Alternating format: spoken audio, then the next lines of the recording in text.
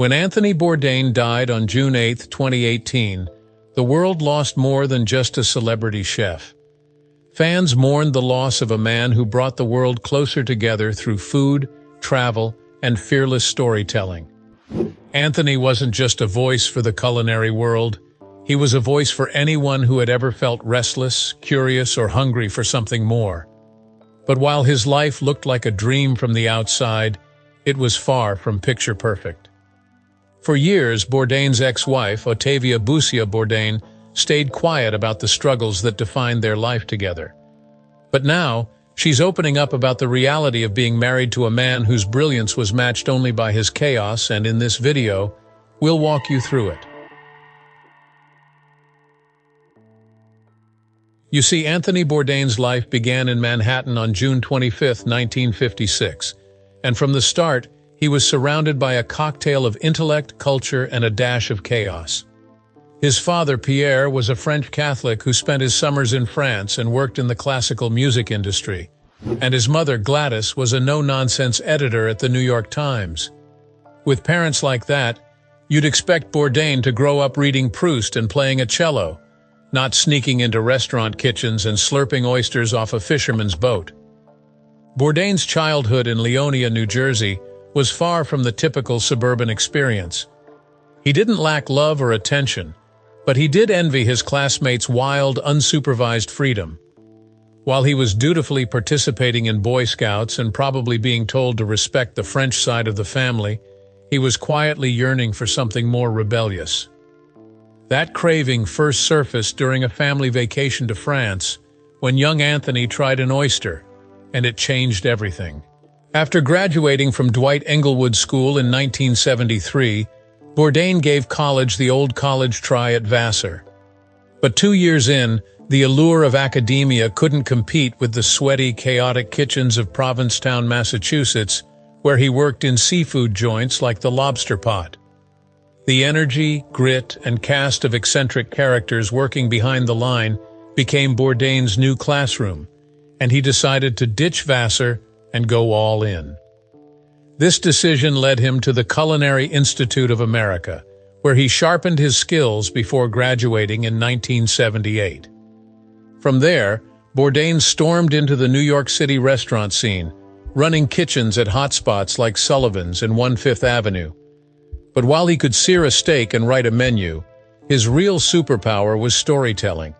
In fact, back in the mid-1980s, long before he became the globe-trotting food icon we all knew, Bourdain was hustling on Manhattan's Lower East Side and trying to break into writing. He started sending out unsolicited pieces to a local literary magazine called Between C and D. One of his first published stories was about a chef hunting for heroin, a gritty, honest tale that mirrored the chaos he often saw in the culinary world. He didn't stop there.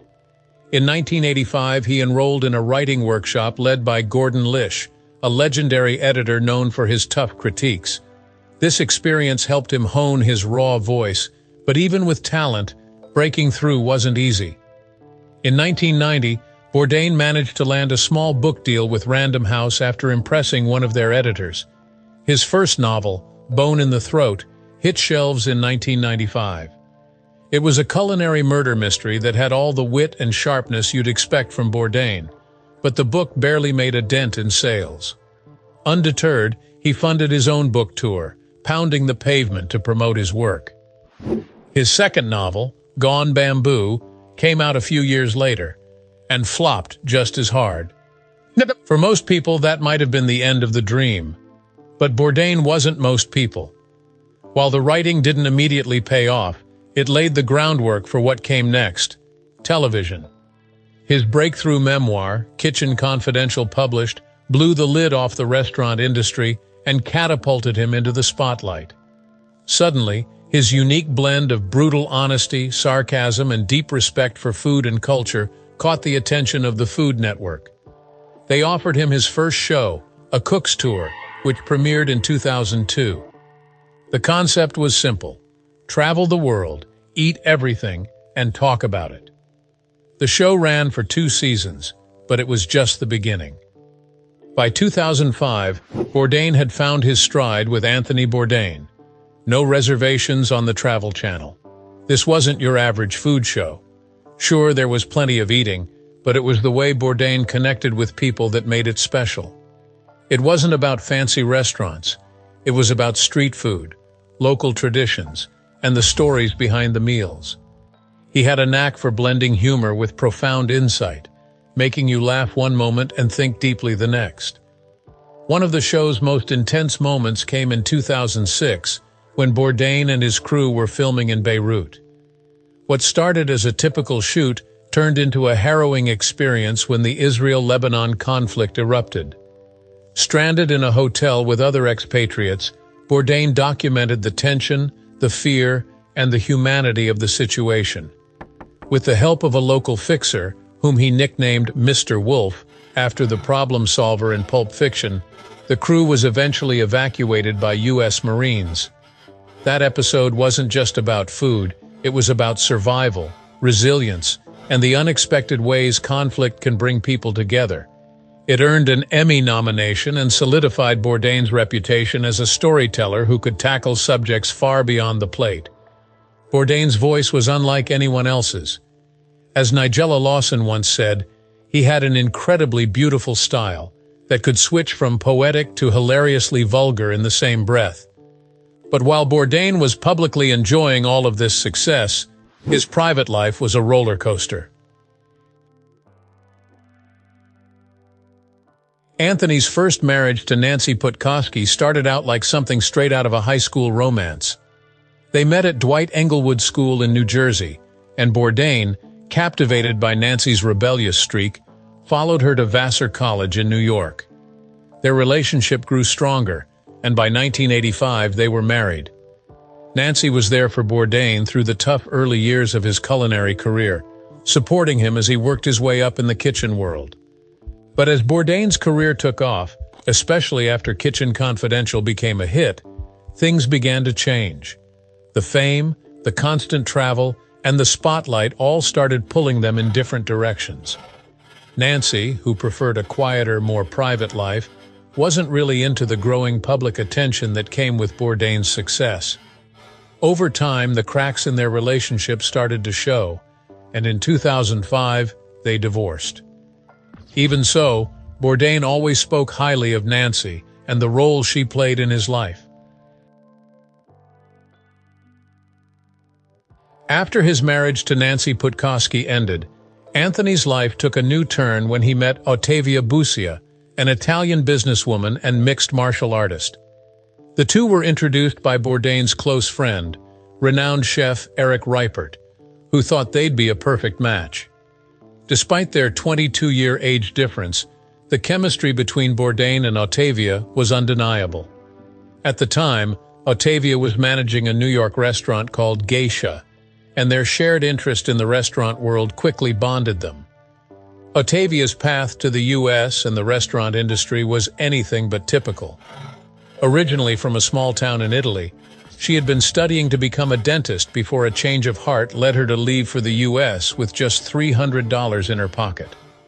She found herself working in New York's competitive restaurant scene, where she eventually landed the job as the general manager of Geisha. It was there that she met Bourdain, and their connection took off from the start. Bourdain was fascinated by her journey, and they quickly became inseparable. Their relationship moved fast. Within a short time, they were already talking about tattoos, and by 2007, Bourdain had not only finalized his divorce, but also married Ottavia and become a father. Their bond grew deeper over shared conversations after Ottavia's long restaurant shifts, where they would talk for hours about her day and Bourdain's past experiences in the business. While this might have seemed mundane to others, for them, it was a meaningful way to connect. As their relationship developed, the couple found themselves navigating the challenges that came with their demanding careers. Ottavia continued to work right up until she went into labor, while Bourdain's increasing fame took him further and further away from home. The strain of their busy schedules eventually became a difficult balancing act. Yet through it all, their connection remained rooted in their shared love for food, culture, and the unpredictable nature of their lives. As much as Bourdain loved being a father, the demands of his career made it difficult to balance family life. Traveling for parts unknown kept him on the road for almost 250 days a year, and the strain from being away so often began to wear on his marriage. Despite the love he had for his daughter and the joy fatherhood brought him, his relationship with Ottavia couldn't withstand the pressure. In 2016, they made the tough decision to separate. And just like he did after his first marriage, Anthony moved on almost immediately after, even before his divorce was finalized, this time with Asia Argento. When Bourdain first met Asia Argento, it was like something out of a teenage crush. According to his friend Steed, Bourdain was so taken with her that he couldn't help but gush, comparing the feeling to the excitement of his first serious relationship. The chemistry between them was undeniable, and their connection quickly escalated. Bourdain, who had always been known for his open personality, couldn't stop raving about her, both in interviews and on Instagram. As their relationship deepened, it became clear that Bourdain was fully invested. He was a strong vocal supporter of Argento, especially when she became a leader in the #MeToo movement. He admired her courage when she spoke out against Harvey Weinstein, and he showed unwavering loyalty, always standing by her side. Their bond was more than just romantic. It was built on mutual respect and a shared understanding of their respective careers. But as intense and passionate as their connection was, it wasn't without its challenges. Both Bourdain and Argento had demanding, travel-heavy careers that kept them apart for long stretches of time. They made the decision to keep their relationship open, giving each other the freedom to pursue their individual paths while still maintaining their bond. Though this arrangement worked for a while, the distance and time apart eventually created tension. The pressures of their busy lives, coupled with their intense personalities, led to complications that were hard to navigate. Even so, Bourdain seemed more content than ever with Argento in his life. He talked about how much happier he was with her around, feeling a sense of joy and fulfillment he hadn't experienced in a long time. While he wasn't interested in remarrying, he was open to living together, finding comfort in the simplicity of their connection. Work was always a priority for Bourdain, and he appreciated that Argento understood and respected that. They tried to make it work by having what they called a free relationship, where both had the space to pursue their passions, but remained emotionally connected. While this arrangement worked at first, the distance and busy schedules eventually took their toll, and cracks started to show in their relationship. What no one saw coming, though, was that it would lead to Anthony's tragic death. In the days leading up to his death, Bourdain seemed overwhelmed by a mixture of exhaustion, loneliness, and a deep sense of dissatisfaction with his life. Fame, which had once been something he embraced, had started to feel like a cage. He hated the attention, the constant expectations, and the way it seemed to separate him from the things that once mattered most. It was as if the more successful he became, the less connected he felt to the real world, and that distance only seemed to grow. His relationship with Asia Argento was also falling apart, and the strain between them was palpable. The intensity and passion they once shared had soured. He had been hurt by the rumors of her affair and couldn't shake the feeling of betrayal, especially when he learned that the affair had happened in a hotel that had special meaning for them. The emotional weight of it all was unbearable for him. Despite his attempts to reach out to Argento, asking if there was anything he could do to fix things, the response was cold and dismissive. Their connection, which had once been full of promise, had crumbled into an exhausting back and forth that only deepened his sense of isolation. As the hours passed, Bourdain seemed to retreat further into himself.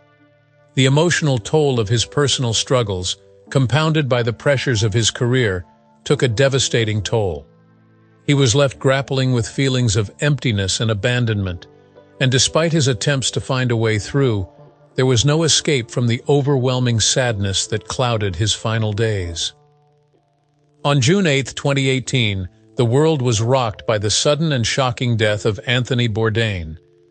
While filming an episode of Parts Unknown in Kaysersberg Vignoble, France, Bourdain was found dead in his hotel room at Le Chambard Hotel by his close friend, chef Eric Reipert. Bourdain had missed dinner the night before and breakfast the following morning, prompting Reipert to check on him. Tragically, he discovered that Bourdain had taken his own life. The news of Bourdain's death spread like wildfire, leaving those who knew him and admired his work in complete disbelief. Bourdain, known for his adventurous spirit, sharp wit, and ability to connect with people across cultures, had seemed invincible to so many. His passing was a gut-wrenching reminder that even those who seem to have it all and bring joy to millions can struggle with inner demons. While Bourdain's death was a devastating blow to many who admired him, what followed in its aftermath was equally surprising. His ex-wife, Ottavia Busia, shared insights into their relationship after his passing, offering a glimpse into the complexities of Bourdain's life that hadn't been publicly known. In the wake of Bourdain's heartbreaking death, his ex-wife Ottavia shared her reflections on the difficult period following their 2016 separation. In the documentary Roadrunner, she described the gradual shift she noticed in Bourdain's demeanor after they went their separate ways. The vibrant, adventurous spirit she once knew seemed to dim, weighed down by an emotional heaviness that became more apparent over time. When Bourdain decided to seek therapy, Ottavia initially felt reassured. It seemed like a positive step, and she believed he was managing his struggles. This gave her the sense that she could take a step back, trusting that he was finding his way forward. But looking back, she admitted to feeling a deep regret that she hadn't kept a closer watch on him during those crucial moments. The documentary captured the full arc of their relationship, from their introduction through their mutual friend Eric Reipert, to their marriage, and then the decision to separate. Despite the end of their marriage, their bond remained significant, making his downward spiral even more painful for her to process. Her reflections underscore the complex and often conflicting emotions that come with caring for someone who is struggling: the hope that things are improving, the guilt of stepping back, and the enduring heartache of wondering if more could have been done. Another part of Anthony's life that isn't talked about enough was his struggles with addiction. Bourdain's struggles with addiction were more than just a chapter in his life. They were part of the messy, unfiltered reality that made him so compelling. In the 1980s, while navigating the intense world of New York City kitchens, Bourdain was caught in a cycle of substances. The chaotic nature of the restaurant industry at the time only fueled his habits, and his descent into addiction was relentless. At his lowest points, desperation led him to search his carpet for what he hoped were leftover bits of crack. That darkness wasn't something Bourdain hid. You see, when Kitchen Confidential brought him fame, he was brutally honest about the years spent battling substances and the despair that came with them. He described the feeling of being trapped in a downward spiral, where every attempt to climb out seemed futile. Yet, amid the chaos, there came a moment when Bourdain decided he had to change. He gave up heroin and cocaine, though he still leaned on alcohol. This wasn't a neat and tidy recovery story, but it was a choice that allowed him to pursue his passions and share his unique perspective with the world. What made Bourdain's journey relatable was his willingness to show the cracks, even after success. He didn't pretend that quitting substances erased his struggles. He spoke openly about the lingering battles with depression and the heavy thoughts that sometimes clouded his mind. For many, especially in the high-stress restaurant industry, his candor was a source of comfort, proof that even the most celebrated figures wrestled with the same demons. But looking back, his relationship with darkness was complicated.